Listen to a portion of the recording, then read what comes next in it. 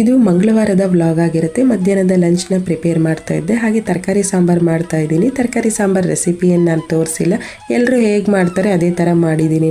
ಯಾವಾಗಲೂ ನಾನು ಬೇಳೆನ ಬೇಯಿಸ್ಕೊಂಡು ತರಕಾರಿ ಸಪ್ರೇಟಾಗಿ ಬೇಯಿಸ್ಕೊಂಡು ಸಾಂಬಾರು ಮಾಡ್ತಾ ಇದ್ದೆ. ಇವತ್ತು ಎಲ್ಲನೂ ಒಟ್ಟಿಗೆ ಕುಕ್ಕರಲ್ಲಿ ಹಾಕಿ ಸಾಂಬಾರು ಮಾಡ್ತಾ ಇದ್ದೀನಿ. ಊಟದ ಜೊತೆಗೆ ನಂಚ್ಕೊಳ್ಳೋಕ್ಕೆ ಆಮ್ಲೆಟ್ ಮಾಡಿದ್ದೀನಿ. ಪಲ್ಯ ಏನು ಮಾಡೋಕ್ಕೆ ಹೋಗಲಿಲ್ಲ. ಬೇಗ ಬೇಗ ಈಸಿಯಾಗಿ ಯಾವ್ದು ಮುಗಿಯುತ್ತೆ ಅಂದರೆ ಆ ಅಡುಗೆ ಮಾತ್ರ ಮಾಡಿದ್ದೀನಿ ಅಷ್ಟೇ. ನಾನು ಯಾವತ್ತೂ ಅಷ್ಟೇ ಡೈಲಿ ನಮಗೆ ರಸಮ್ ಇರಬೇಕು ಮಧ್ಯಾಹ್ನದ ಊಟದ ಜೊತೆಗೆ. ರಸಮ್ ರೆಸಿಪಿ ಒಂದು ಹೇಳ್ತೀನಿ. ಆಲ್ರೆಡಿ ಒಂದ್ಸಲ ಅಪ್ಲೋಡ್ ಮಾಡಿದ್ದೀನಿ ಅಂತ ಅಂದ್ಕೊಂಡಿದ್ದೀನಿ, ಬಟ್ ಇದ್ರೂ ಹೊಸ್ದಾಗಿ ಯಾರಾದರೂ ನೋಡ್ತಾ ಇದ್ರೆ ಗೊತ್ತಾಗುತ್ತಲ್ವಾ. ಸೊ ಹಾಗಾಗಿ ರಸಮ್ ರೆಸಿಪಿನ ಹೇಳ್ತಾ ಇದ್ದೀನಿ. ಫುಲ್ ಸೈಜ್ ಇರುವಂಥ ಬೆಳ್ಳುಳ್ಳಿ ತೊಗೊಂಡಿದ್ದೀನಿ.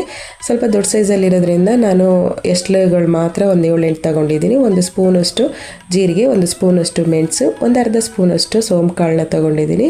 ಒಂದು ಸ್ವಲ್ಪ ಕರಿಬೇವಿನ ಸೊಪ್ಪು, ಹಾಗೆ ಒಂದು ಸ್ವಲ್ಪ ಸೊಪ್ಪು ತೊಗೊಂಡಿದ್ದೀನಿ. ಸೊ ಇದನ್ನೆಲ್ಲ ಚೆನ್ನಾಗಿ ಪೇಸ್ಟ್ ಮಾಡ್ಕೊಬೇಕು. ಪೇಸ್ಟ್ ಅಂದರೆ ನೀರು ಹಾಕ್ತಾನೆ ಡ್ರೈ ಆಗಿ ಪೇಸ್ಟ್ ಮಾಡ್ಕೊಂಡು, ಹಾಗೆ 1/2 ನಿಂಬೆಹಣ್ಣಿನಷ್ಟು ಹುಣಸೆ ಹಣ್ಣನ್ನ ನೆನೆಸಿಟ್ಕೊಂಡಿರಬೇಕು. ಅದು ಚೆನ್ನಾಗಿ ಒಂದು ಅರ್ಧ ಗಂಟೆ ಮುಂಚೆನೇ ನೆನೆಸಿಟ್ಕೊಂಡ್ರೆ ಸ್ಮ್ಯಾಶ್ ಮಾಡೋಕೆ ಚೆನ್ನಾಗಿರುತ್ತೆ, ರಸ ಚೆನ್ನಾಗಿ ಬಿಡುತ್ತೆ. ಟೊಮೊಟೊ ಸಿಪ್ಪೆನ ನಾನು ಯಾವಾಗಲೂ ತೆಗ್ದಾಕ್ತೀನಿ, ಯಾಕೆಂದರೆ ರಸಮ್ ಜೊತೆಗೆ ಕುಡಿಬೇಕಾದ್ರೆ ಜೊತೆಗೆ ಹಾಕ್ಬಿಟ್ರೆ ಏನಾಗುತ್ತೆ ಅಂದರೆ ಬಾಯಿಗೆ ಸಿಗ್ತಾ ಇರುತ್ತೆ. ಸೊ ಹಾಗಾಗಿ ಸಿಪ್ಪೆನ ಮೇಲೆ ತೆಗೆದುಬಿಟ್ಟು ಹಾಗೆ ಚಿಕ್ಕದಾಗಿ ಕಟ್ ಮಾಡಿ ಸ್ಮ್ಯಾಶ್ ಮಾಡಿ ಇದ್ರ ಜೊತೆಗೆ ಅರಿಶಿನ ಹಾಕಿ ಉಪ್ಪು ಹಾಕಿ ಸ್ವಲ್ಪ ಹಿಂಗೆ ಹಾಕ್ಬಿಟ್ಟು ಕುದಿಸ್ತಾ ಇದ್ದೀನಿ.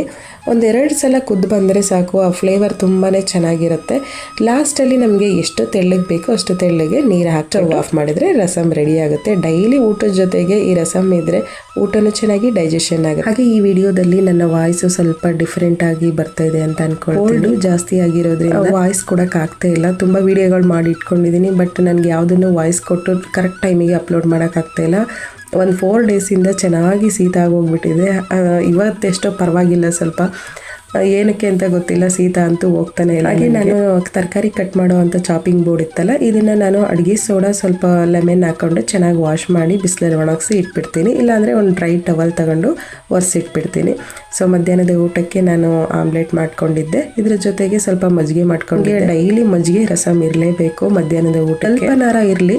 ನಾನಂತೂ ಮಿಕ್ಸಿ ಜಾರಲ್ಲಿ ಮಜ್ಜಿಗೆನ ಮಾಡ್ಕೊಳಕ್ಕೆ ಹೋಗಲ್ಲ. ಮಜ್ಜಿಗೆನ ನಾನು ಮಂತಲ್ಲೇ ಕಡಿತೀನಿ. ಏನೋ ಒಂಥರ ಟೇಸ್ಟು ಮಜ್ಜಿಗೆ ಮಂತಲ್ಲಿ ಕಡಿಯೋದ್ರಿಂದ. ಗಂಟಿಲ್ದಂಗೆ ನಯಸಾಗಿ ಕಟ್ಟಬೇಕು ಅಂದರೆ 2 ಟಿಪ್ಸ್ನ ಫಾಲೋ ಮಾಡಿ. ನೀರಲ್ಲಿ 1 ಚಮಚ ಎಣ್ಣೆನ ಹಾಕಿ 1/2 ಸ್ಪೂನು ಉಪ್ಪು ಹಾಕಿದ್ರೆ ಗಂಟು ಬರಲ್ಲ, ನಯಸಾಗಿ ಮುದ್ದೆನ ಕಟ್ಬೋದು. ಸೊ ಯಾವಾಗಲೂ ಅಷ್ಟೇ ನಾನು ಬಾಣಲಿಯಲ್ಲೇ ಮುದ್ದೆ ಮಾಡುವಂಥದ್ದು. ನನಗೆ ದೊಡ್ಡ ಗುಂಡು ಪಾತ್ರೆ ಬರುತ್ತಲ್ವಾ, ಆ ರೀತಿ ಪಾತ್ರೆಗಳಲ್ಲಿ ಮುದ್ದೆ ಮಾಡಕ್ಕೆ ಬರಲ್ಲ, ಗಂಟಾಗಿ ಹೋಗ್ಬಿಡುತ್ತೆ. ನನಗೆ ಈ ರೀತಿ ಅಗಲ ಪಾತ್ರೆಗಳಿದ್ರೆ ಚೆನ್ನಾಗಿ ಮುದ್ದೆ ಕಟ್ಬೋದು. ಸೊ ರೆಗ್ಯುಲರ್ ಆಗಿ ಮಾಡದೇ ಇದ್ರೂ ಇವಾಗ ನಮ್ಮ ಅತ್ತೆಯವ್ರ ಮನೇಲಿ ಇರೋದ್ರಿಂದ ಡೈಲಿ ಮುದ್ದೆ ಮಾಡಬೇಕು.